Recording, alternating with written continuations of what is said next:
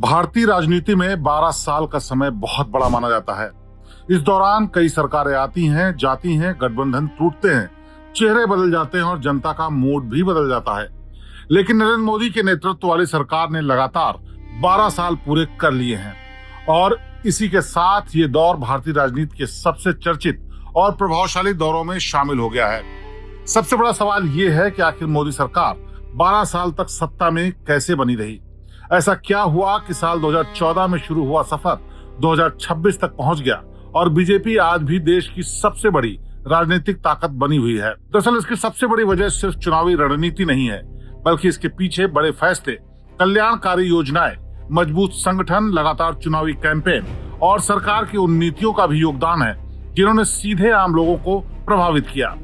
अगर मोदी सरकार के 12 सालों को समझना है तो सबसे पहले साल 2014 को समझना होगा। उस समय देश में भ्रष्टाचार, महंगाई और नीति पक्षघात जैसे मुद्दों पर काफी चर्चा थी। बीजेपी ने नरेंद्र मोदी को विकास और मजबूत नेतृत्व के चेहरे के रूप में पेश किया। नतीजा ये हुआ कि पार्टी को अपने दम पर पूर्ण बहुमत मिला और यहीं से एक नए राजनीतिक दौर की शुरुआत हुई। सरकार बनने के बाद सबसे पहले फोकस बैंकिंग और वित्तीय समावेश पर किया गया। जनधन योजना शुरू हुई और करोड़ों लोगों के बैंक खाते खोले गए। पहली बार गांवों और गरीब परिवारों का बड़ा हिस्सा सीधे बैंकिंग सिस्टम से जुड़ने लगा। आगे चलकर वही बैंक सरकारी योजनाओं का पैसा सीधे लोगों तक पहुंचने का माध्यम बने। इसके बाद सरकार ने स्वच्छ भारत मिशन शुरू किया। देश भर में शौचालय निर्माण का बड़ा अभियान चला। गाँवों में खुले में शौच की समस्या को खत्म करने की कोशिश हुई। सरकार ने इसे सिर्फ योजना नहीं बल्कि जन आंदोलन की तरह पेश किया। फिर आया साल 2016 और नोटबंदी का फैसला। 8 नवंबर 2016 की रात 500 और 1000 रुपए के पुराने नोट बंद कर दिए गए। सरकार ने इसे काले धन, नकली नोट और भ्रष्टाचार के खिलाफ कदम बताया। इस फैसले पर खूब बहस हुई। जहां समर्थन मिला वहीं आलोचना भी हुई। लेकिन इसके बाद डिजिटल पेमेंट का इस्तेमाल तेजी से बढ़ा और यही वो समय था जब ऑनलाइन ट्रांजैक्शन आम लोगों की जिंदगी का हिस्सा बनने लगी। इसी दौर में यूपीआई वाली यूनिफाइड पेमेंट इंटरफेस का विस्तार भी तेजी से हुआ। आज स्थिति ये है कि चाय वाले से लेकर बड़े मॉल तक हर जगह क्यूआर कोड दिखाई देता है। मोबाइल से पेमेंट करना आम बात बन चुकी है। डिजिटल इंडिया अभियान ने भी इसमें खूब बड़ी भूमिका निभाई। इसके बाद मोदी सरकार का एक और बड़ा फैसला था जीएसटी यानी गुड्स एंड सर्विस टैक्स। पहले अलग अलग राज्यों और केंद्र के कई टैक्स होते थे।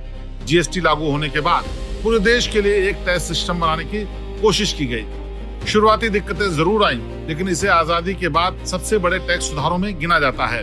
साल 2019 मोदी सरकार के लिए बेहद अहम साबित हुआ। लोकसभा चुनाव में बीजेपी फिर से बड़ी जीत के साथ सत्ता में लौटी। उसके बाद सरकार ने अपने कई पुराने वादों को पूरे करने की दिशा में तेजी दिखाई। 5 अगस्त 2019 को जम्मू कश्मीर में अनुच्छेद 370 हटाने का फैसला लिया गया।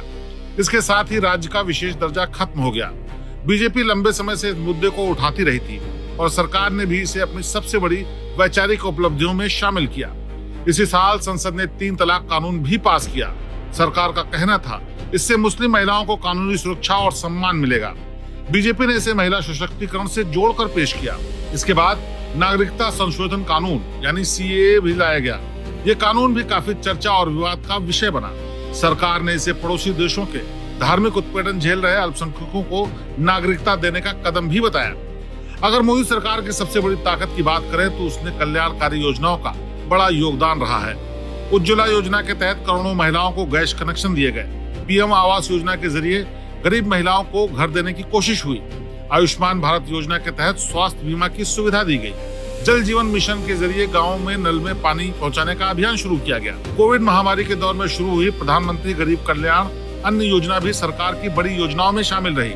इसके तहत करोड़ों लोगों को मुफ्त राशन दिया गया। सरकार का दावा है कि इससे संकट के समय गरीब परिवारों को राहत मिली। राम मंदिर का मुद्दा भी मोदी सरकार के दौर का बड़ा अध्याय रहा।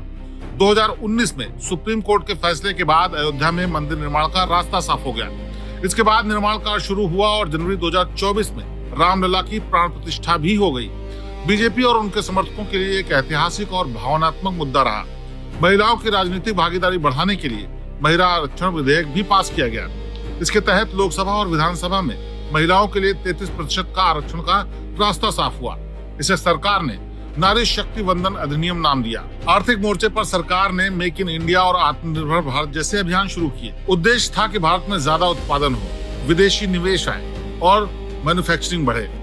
इलेक्ट्रॉनिक मोबाइल निर्माण, रक्षा उत्पादन और सेमीकंडक्टर जैसे क्षेत्रों में निवेश बढ़ाने की कोशिश की गई। इंफ्रास्ट्रक्चर के क्षेत्र में भी पिछले 12 सालों में तेजी से काम हुआ।